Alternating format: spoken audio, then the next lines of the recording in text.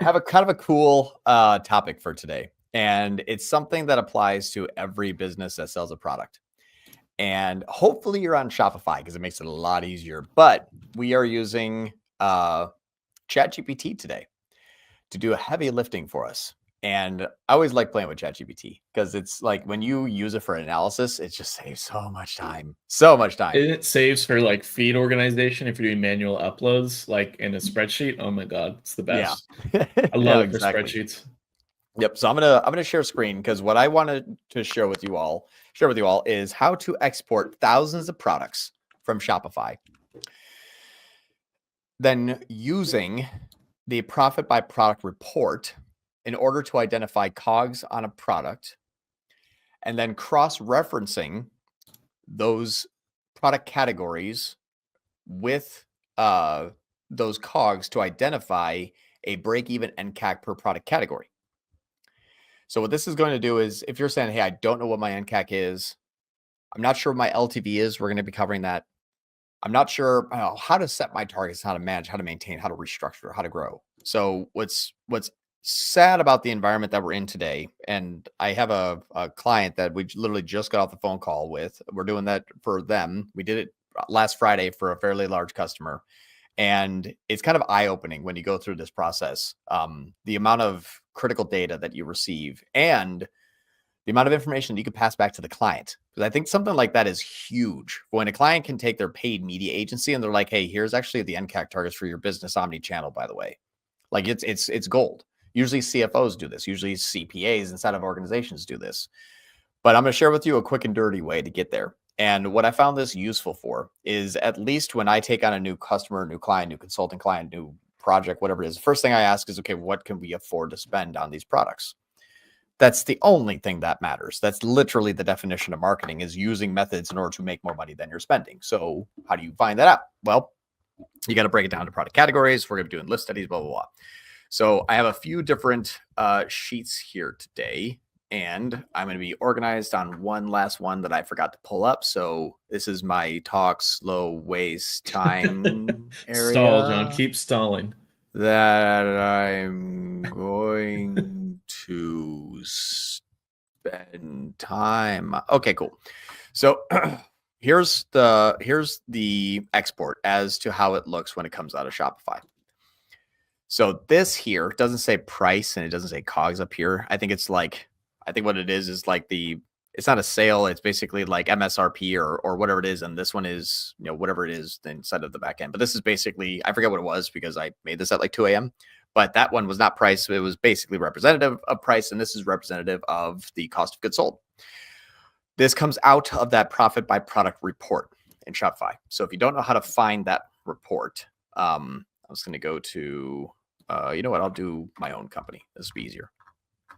So to find that report, go to analytics, go into reports, then find this one, gross profit by product. And what this will allow you to do is basically have your gross margin. You can mess around with these columns where you can say like, hey, I have 206 sold. I made that, cost me that. That's my margin. There's my profit.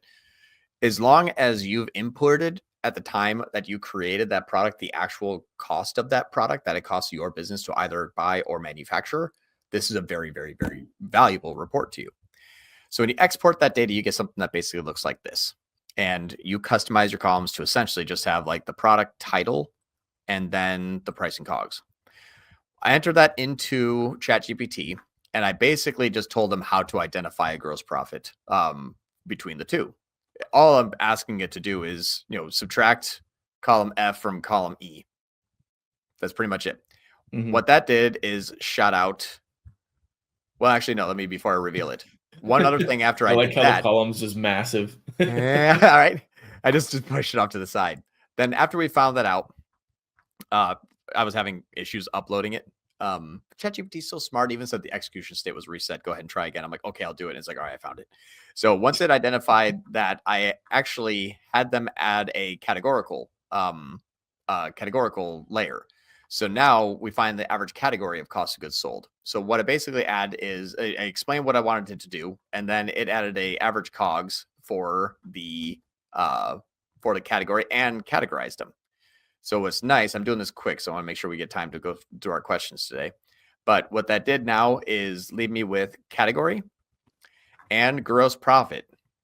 What this allows me to do is find out what my top line NCAC is. For example, if my gross profit together is $19.75 for my boiling equipment category, that becomes my NCAC ceiling.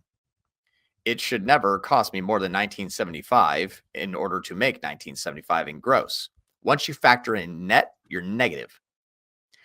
So the difference between gross and net is unique by company and product, everything. That is a whole separate conversation, but your net is based on your current overhead, which can be manipulated.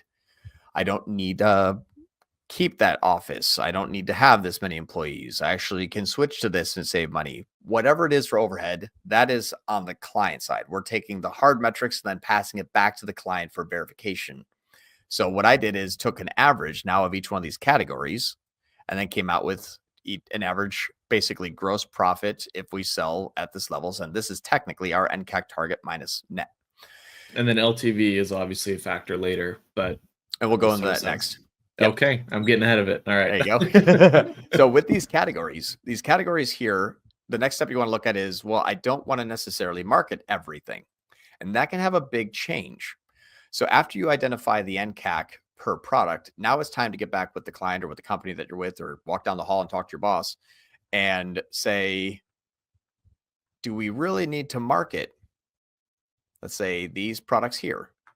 Yeah. These all have really low profit margin, really low AOV. I can't even get a click on that. Otherwise, I'll lose money. So there's some things here that you use process of elimination where it's like, yeah, we don't need to sell the yeast stir bar removal tool. Like if someone loses their tool in a pile of yeast, like that's not a big seller for $3. Okay. In a pile of yeast. In a pile of yeast. And there's a bunch of them. Like maybe filtration systems. We got this here. I'd imagine we probably don't want to market any of those. Well, what happens if you take an average of $17.79 in filtration systems, which is you'll see filtration systems is $17.79. That's the average gross profit. But what if we said, hey, we only want to market these? Well, that's 34. That just took your NCAC target from 17 to 34. Okay, that makes sense. Now, as long as we are not, we're not selling these products here for more than $38 on average, we're good. Some will say, well, why category? Quick side tip is if you're coming to me looking for filtration systems, you probably don't buy an ingredient and additive and vice versa. So it's safe types to do of users. Categories. Yeah, exactly. So once you then go through and say, okay, actually for just distillation equipment, I could be 171. If I just take out the average of $3 here, that will take my average from 58 to 171. Whoa. So we want to walk through that step with them. A, should we? And B, do we want to? You don't want to sell every product, and you shouldn't sell every product. Well, I think a key point to this as well is like you could still have those products on your website, but you just don't want to promote them, Right. So it's still, you could still have them, but you don't want to actually put ad spend towards them. Yeah, man. Any marketing towards them. Exactly. And you have to investigate. This is where I usually like to use a third-party tool, or somebody like Wicked Reports does this very well. We actually just did an example of this with another client. I don't even know if it's up. Anyway, but you can actually hop in and see, like, did that campaign actually sell that product? Because most of the time the answer is no. And so that's what gets really scary. Like if we say, hey, if I'm selling these distillation equipments, I got to make sure that these aren't flying off the shelf, because otherwise I'm thinking I'm making, whoa, that's a bad mess up. I think I'm making like $100 per sale, and I'm actually, only making $3. That's death.